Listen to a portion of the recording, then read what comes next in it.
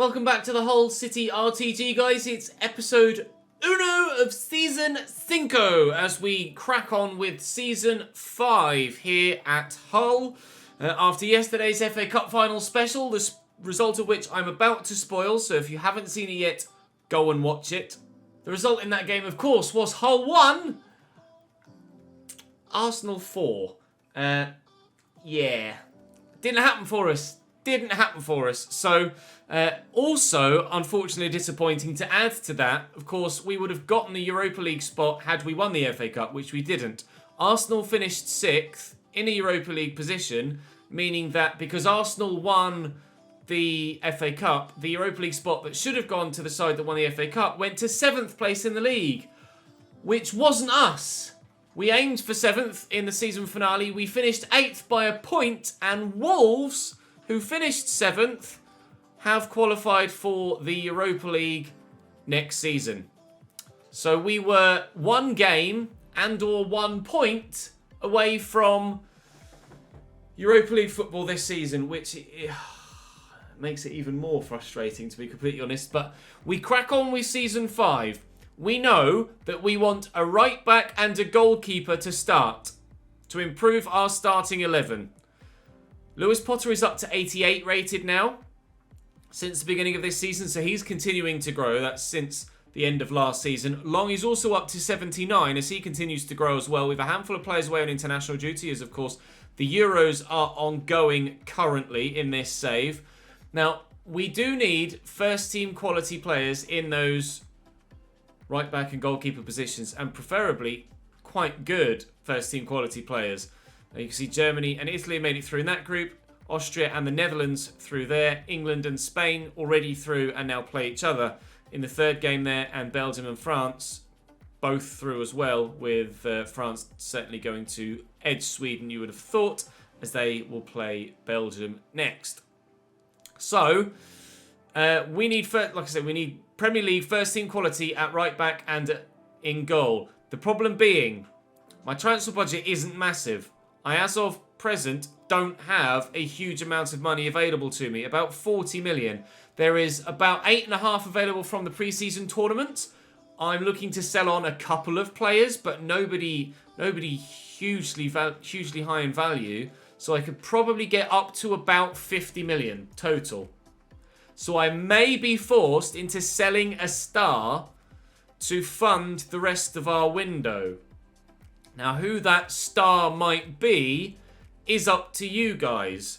I would imagine Pinto would be the obvious go-to. He's the one that is highest rated, highest valued, and is the one that performs the least from our highest rated players. So I imagine it'll be Pinto that will go. We will wait and see what bids we get in today's episodes. I'll wait and see what you guys say in the comment section before committing to anything. Considering the first game of the season against Wolves is so far into August, I will actually not go into the month of August at all to allow time to scout players that you guys suggest. So actually, there may not be any actual gameplay today. In fact, if we get through to the semi-final and or final of the pre-season tournament, then maybe I'll play those, so at least you get some gameplay today. But the majority of it is going to be away from the fixtures and concentrating on off-field transfer antics. With regards to what the board want from us this year, youth-wise, not bothered about that. Brand exposure, sign 1 crucial first-team player to a midfield or forward position. Now, initially, we're looking to strengthen at the back and in goal. So I'm going to lean away from that at the moment. Although, obviously, if we sell a high-rated player, we're probably going to have a massive amount of money. And we'll be able to potentially replace that player with what's left once we've bought the right back and the goalkeeper. And we can just give them a crucial first-team role. And that will mean that we fulfill that criteria. Get 20 games with at least 1 goal this season. That shouldn't be a problem. Goal scoring is one thing we have been very good at in this save for the majority of it. Within 2 seasons, they want me to increase the club worth by 20% through player sales and competition prize money rewards. That will be easy enough being in the Premier League, competition prize money reward-wise. Premier League, they want us to finish in the top 6. That's easily doable. And with regards to the FA Cup, we want to reach the semi-final. That's not quite so easily doable, but we should hopefully be able to compete on all fronts this season. I will try and go for a goal again. A goal again? I will try and go for a cup win again this year, as we also try and qualify for European football. We'll concentrate on domestic cups this season, so that hopefully next season, when we qualify for Europe, we pray we can concentrate on European football then, and not have to really think about spreading the squad thin over all of the competitions. So we have had a bit of a boost by the transfer budget, but not much. DeAndre Yedlin has had a bid in from him though, and I'm just going to accept that.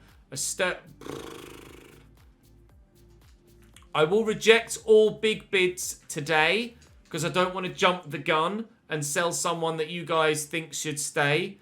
But bids like that are going to come in and are going to be quite regular for us, I imagine, in this window. I will say now that I absolutely will not sell Keane Lewis Potter regardless of who comes in for him. He is our Jamie Shackleton of this save. He's going nowhere. Everyone else, I think I'm probably willing to let go. Although, obviously, players like Malik Wilkes and Charlie Barnett are players we have kind of stronger affiliations with. And I'd be hard pushed to let them go, but I'd be open to it if it meant that you guys were okay with it. And also that we got the money that we felt that we needed to ensure that we were able to improve the squad as we feel we must. We get a defeat to Angers there, unfortunately. That's annoying. I was hoping this would be a relatively straightforward group. It is not proving to be, with Athletic Club next, as we get a bid from PSG. Look, like I say, I am willing to let players like that go, but I'm waiting to see what you guys say before I accept bids like that. It's going to be a window where we do get a number of bids in that vein, and I'm expecting them to come fairly hard and fast at this stage. Gallagher gets a minus. Whoops. Gallagher gets a -3 there. Ewing is a -4. It doesn't matter. It's just pre-season. We'll quick sim this and get a draw. So that's us out of the pre-season tournament. It's particularly frustrating considering we kind of could have done with that money. So we will get 1.8 million of a potential 8.5. Okay, so then. I do have on my shortlist some of the players left over from last season, but I will actually remove those now. Toussaint, Billy Gilmore, Julian Weigel. I've got Jeremy Frimpong here, who's a right back that you guys recommended last year. He's at Elche, not massively highly valued or rated, so would be a great option. If you want me to just go out and get him, then do let me know and I will.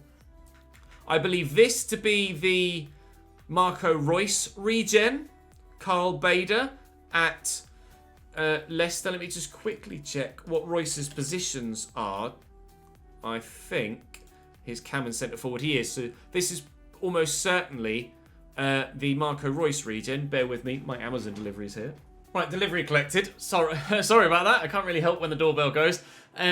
I believe one of these two is the Sergio Ramos regen. They were both free agents at the beginning of the save. Obviously, we've advanced a little bit now. And one of them has been signed by Internacional in the Brazilian league. There was no young centre-back regen Spaniard in the Premier League. Obviously, Ramos was at Manchester City. There just weren't any. So he must have gone into the free agents. And these are the only two that I think could potentially have been that player. Physically, Jesus Manuel Castilla-Valla looks phenomenal at 18 years of age. Technically, he's not amazing, but stand tackling looks like it could be okay. So I'm scouting them both. And Miguel Lopez Al-Said, physically, again, looks like could be pretty decent. Technically, nowhere near where Jesus is. So I think it's this guy, and he's 6'6" too. He's an absolute monster. But because he's signed for International, I don't think I'll be able to sign him this season. But we'll be able to keep tabs on him. But we'll scout this guy, see if he's any good. But it doesn't look like he's going to be. But I'm pretty sure that this then might well be the Sergio Ramos regen. The Reus regen was already at Leicester at the beginning of the save. He was automatically assigned to a club, whereas the Ramos regen was not. But I, as of yet, don't have any right backs in mind. Really, I'd like someone that is of, Premier League quality. Someone that is an improvement. Well, obviously, it would be an improvement over Bayard, but someone that's early 80s at least to give us a sizable increase in our overall rating in the back, and basically someone that can compete with a side that should be aiming for European football or European qualification at least this season. So I know the obvious names are going to come up like Max Aarons and Ethan Laird, etc. But perhaps try and be a little bit more left field with your suggestions than the obvious go-to signings that you normally see in career modes. I'd like to kind of be a bit more outside the box, as has been the case on this channel for a while. Alright, the scout reports have come back for those already. We've had a bid for Doherty. Now that would really help. I mentioned yesterday that I'd be considering moving Ewing into the squad role and potentially selling Greg Doherty. Now I haven't committed to that yet or put him on the transfer list, but we've had a big-ish offer here from Hoffenheim of £15 million. That might mean that if I'm able to sell Doherty for a decent fee, that we might not necessarily need to sell one of our big boys. I'm hoping that they'll go up to about 18. I'm trying to get them to budge from this 15 at the minute. I will counter here at 17.5, just to try and ensure they don't walk away. Would they come up to that? They will accept 17.5, Hoffenheim. So it looks like Greg Doherty's on his way out. That would offer up a lot more options for us financially, and it would perhaps allow us to keep the players that we've got. I don't imagine a goalkeeper would be massively expensive, and a right back might not be hugely expensive either. I might need to go a little bit higher. Yeah, Via's 74 rated. Look at those stats. He's definitely the Sergio Ramos regen, isn't he? I don't think there could be any doubt about that now. Miguel is decent physically, to be fair, but technically nowhere near as good. It has to be him. 6'6" as well. Can you believe it? That's mental. 3-star, left-footed, medium-high work rates. Yeah, that's the Sergio Ramos regen. I don't imagine I'll be able to go in and get him now because they've just bought him. So, potentially we could look to sign him in a future window. But for now, we're going to concentrate on right-back and goalkeeper, and from there, move forward. Right, I'm going to keep going now until the end of the month. If I get more bids, I will bring them to you. But like I say, I'm not going to go as far as that first Premier League game because obviously it's going to take time to scout the players that you guys suggest. And I'd be concerned that if I went ahead and played Wolves, went as far as that game, that obviously the players that you guys suggest, I might not get their full scout reports back in time before the end of the window. And then I wouldn't be able to make an educated, informed decision as to who we went for. I imagine at this stage, most players would be that you'd be suggesting would be of a high enough rating to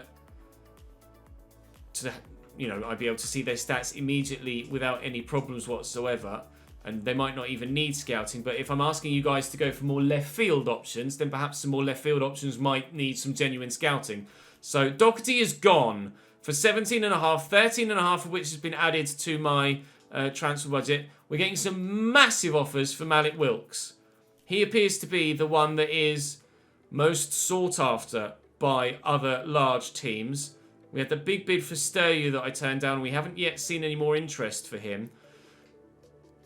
Let me know in the comment section down below what you think I should do. And if I'm to let one of my big... I don't really want to let multiple go. If we're to let one player go, one big player go, to help fund the rest of the team, then who should that player be? I know it's going to get to the point where it's unrealistic for me to reject too many big bids like this, but it's FIFA, not Football Manager. We want an entertaining series. We want a series where we kind of have an affiliation with players that have been with us all the way through, like Lewis Potter and Malik Wilks, etc.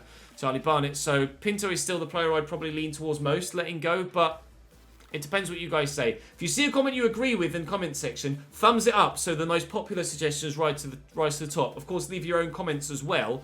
and other people might thumbs yours up to the top. You never know. So we'll wait and see how things progress. I might not even go as far as the end of the month, to be honest. How long have I been recording now? Only about 20 minutes or so. So it's not going to be a massively long video. I'll go a little bit longer to see if we get any more bids for other players outside of those that we're potentially thinking about selling. So, you know, if I get a bid for another fringe player that would be of a sizable value, that would open up the opportunity for others to go as well and to raise some extra funds, then we'll wait and see how things crack on from here. But for now, I'm just going to... I'll leave you from this moment and I'll cut to where something actually happens.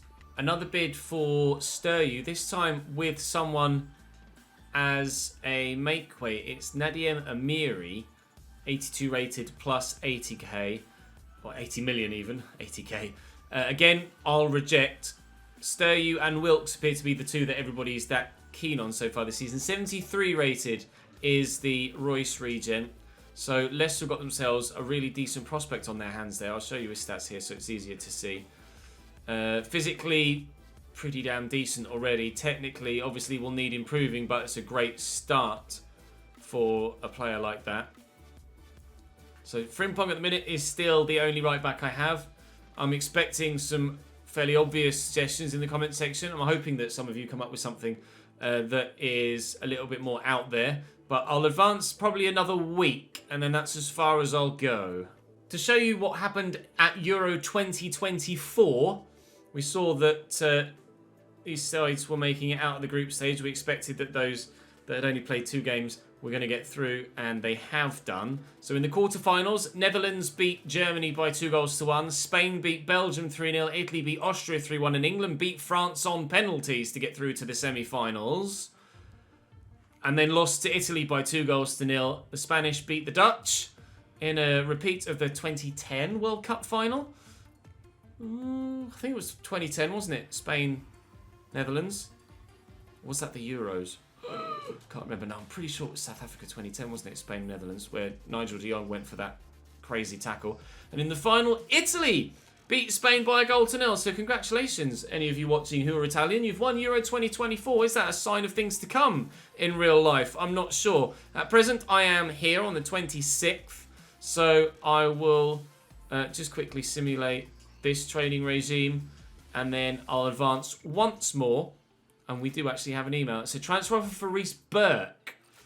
13.7 million plus a shithouse right winger. Reject. That's awful. Right, so that's as far as I'll go. It's not the usual sort of episode 1, really. Normally, I'd like to advance and play some games as well, but we just, with the scenario we're in right now, we don't really have the opportunity to go as far as the 11th of August before even getting any suggestions on board. So, guys, comment section down below. Let me know who to sign. Right back and goalkeeper. I currently have a budget of about 60 million, which is of course going to have to stretch across 2 players, but it could be done. It could be done for what we've got, and we might not need to sell anyone. We'll wait and see. We'll wait and see. In the early stages, I kind of like to lean towards a bit more realism. In the latter stages, it becomes a bit harder to do so because obviously players grow at such a rate that you find yourself with players that are too high rated for the level that you're at 3 or 4 seasons in, and then it does tend to lean away from the realism side of things. So I am going to reject some big bids. I'm just letting you know. But I am offering you the opportunity to sell someone. We'll wait and see who you guys say. So for now, that's all for today. Right back and goalkeeper suggestions, please. I'm going to be live on Twitch with the Cambridge United FM save all afternoon whilst I wait for your feedback to come in on this video before I record the next one. So do come and join me on the link in the description down to Twitch as well, and I shall see you there. If not, then I shall see you here tomorrow for episode 2 of season 5. You can see that Barnett is also grown to 88 rated now as well, so continuing his growth pattern too. I might go and have a look at some development plans actually at the beginning of this season, see if we can't grow some of the other players a little bit more as well. We'll wait and see how things transpire, but for now, mean, we've got 60 million there. We might not need to sell anyone. Wait and see. Thanks very much for watching, guys. Really appreciate the support. I'll see you later.